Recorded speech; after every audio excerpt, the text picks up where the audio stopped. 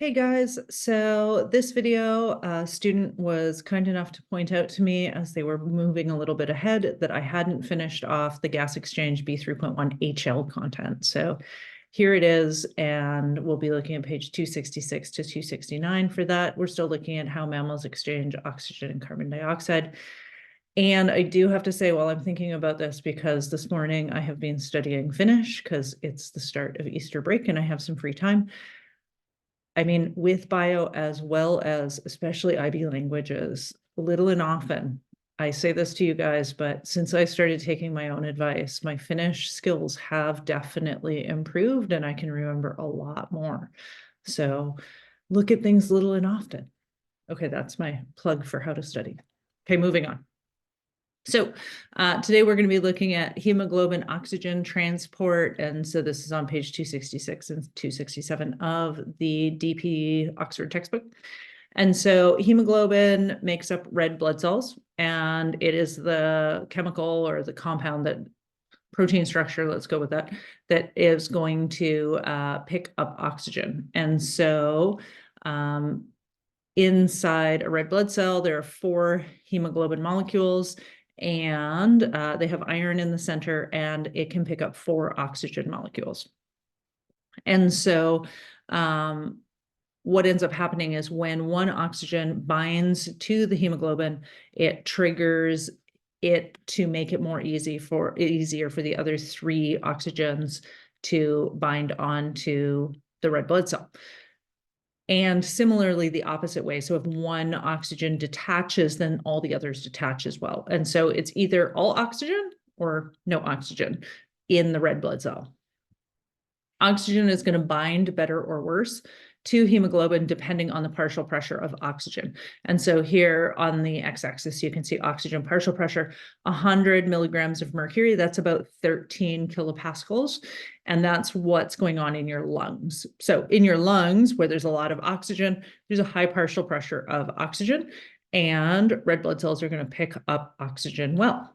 And then at your tissues, where there's a lot of carbon dioxide and low oxygen amounts, there's going to be a low partial pressure of oxygen. And that's in this range here, 40 to maybe 75. That's your normal tissues. And so the red blood cells are not going to hold as much oxygen, and that's going to essentially, it triggers it to drop the oxygen off of the red blood cells so your cells can pick up oxygen. So fetal hemoglobin, that's of a fetus, has a higher affinity for oxygen than adult hemoglobin. And this is the purpose of this is so that the placenta will get oxygen from the mother's blood. And so because fetal hemoglobin, the mom's blood is going to, the red blood cells will drop the oxygen near the placenta, and then the fetal hemoglobin, even though it's not at 100% like it would be in the lungs, the fetal hemoglobin can still pick up that oxygen through the placenta. And that takes a few months to change after a baby is born. So this, if you have high situations of carbon dioxide or different environmental conditions, it's going to shift how much oxygen is being picked up or dropped off.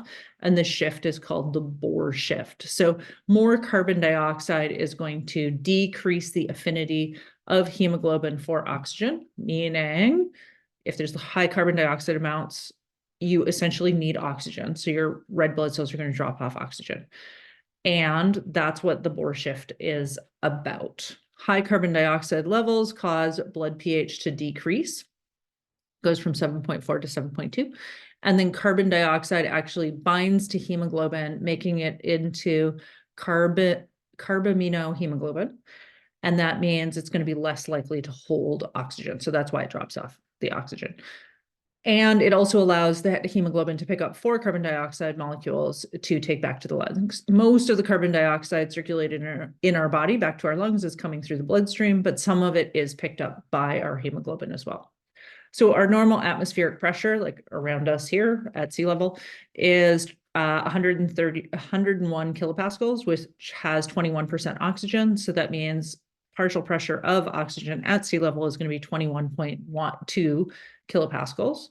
Oxygen is typically going to bind to hemoglobin in lung tissue where the partial pressure is 10 to 13. And so that's up in this range up here. And it'll result in 100% saturation of your red blood cells with oxygen. Oxygen will dissociate from hemoglobin at partial pressures of 0 to 10. Usually your tissues are at about 5 to 10. And so that's more in this range right here. So to summarize, partial pressure of oxygen determines the pickup and drop off of oxygen by red blood cells. If you had higher altitude, so there would just be less oxygen in the air, more carbon dioxide because you're exercising, let's say, or your blood has become more acidic, or you have higher temperatures, then this dissociation curve is going to shift to the right, meaning the hemoglobin is going to drop off oxygen more effectively, but it's not going to fully saturate when picking up oxygen. So your ventilation rate would need to increase in order to ensure that your body has enough oxygen.